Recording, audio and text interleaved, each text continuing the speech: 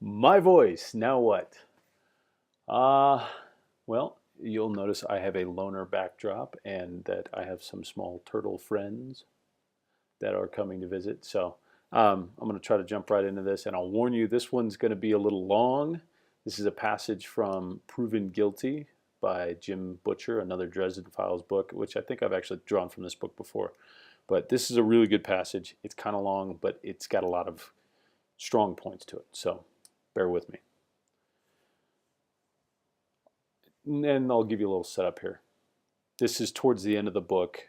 Harry has saved his friend Michael's daughter from being executed by the council, and now they're having a conversation about another bad choice that Harry made, picking up a coin he should not have. So, here we go. I darted a glance at him. You don't think less of me, knowing that I'm a murderer? It isn't my place to judge what you've done. I regret that those lives were lost, that their owners never found redemption. I worry for the pain you've inflicted on yourself in retrospect, but I don't, for an instant, think that you would choose to take a human life unless you absolutely had to. Seriously? I trust you, Michael said, his voice calm. I would never have left my family in your protection if I didn't. You're a decent man, Harry. I exhaled slowly, and my shoulders loosened. Good. And then, before my brain could get in the way, I added, I picked up one of the blackened denarii, Michael. Lashel. My heart skipped several beats as I made the admission. I expected shock, horror, outrage, maybe with a side order of contempt. But instead, Michael said, I know. I blinked at it. You... what? I know, he repeated. You know. You knew? Yes.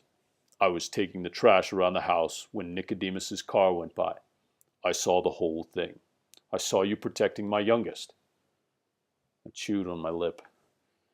And, I mean, you aren't going to slug me and drag me off to a private suite in the asylum for wayward Denarians? Don't be ridiculous, Michael said. Remember that the Knights of the Cross were not founded to destroy the Denarians. We were founded to save them from the fallen. It is therefore my duty to help you in whatever way I can. I can help you discard the coin if that is what you wish to do. But best if you choose to do it yourself. I don't need to discard it, actually, I said.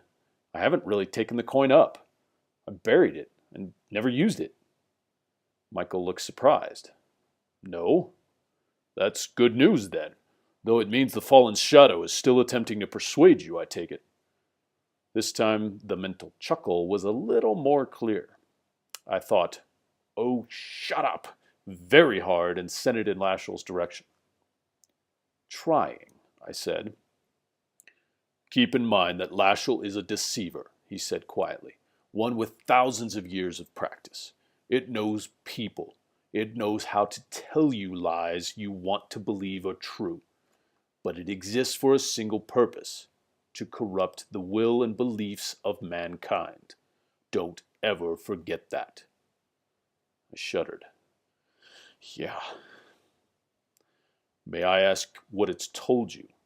He paused and narrowed his eyes. No, wait, let me guess.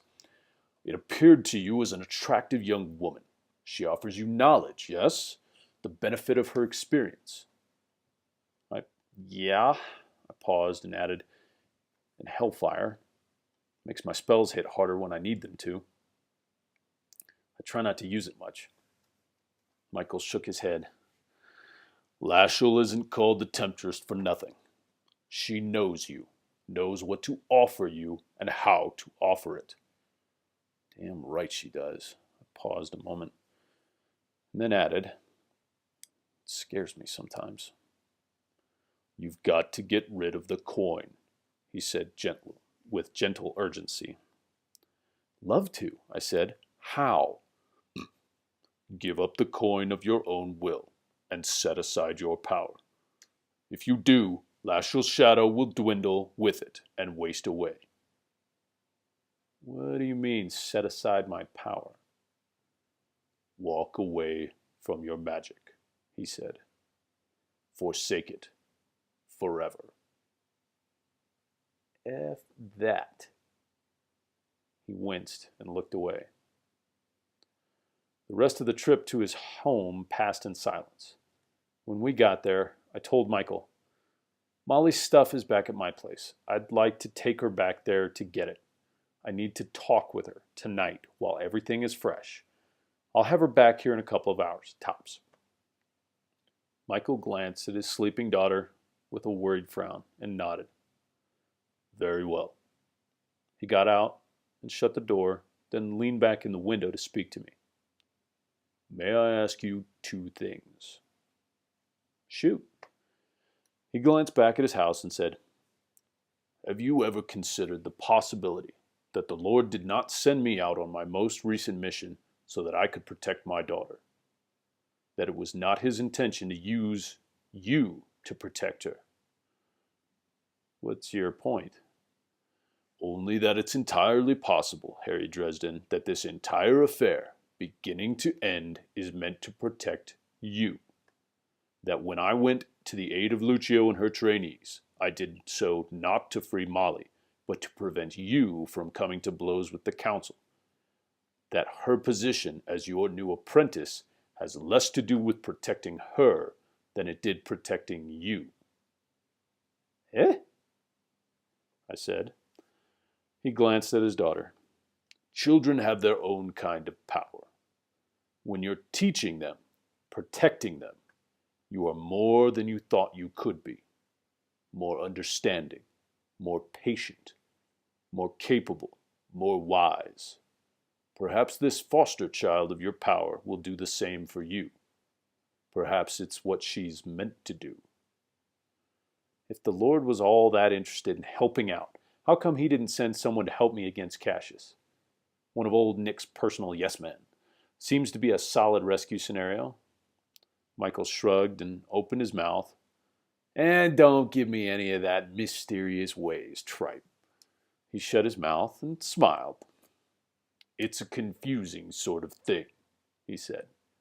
What is? Life. I'll see you in a couple of hours. He offered me his hand. I shook it.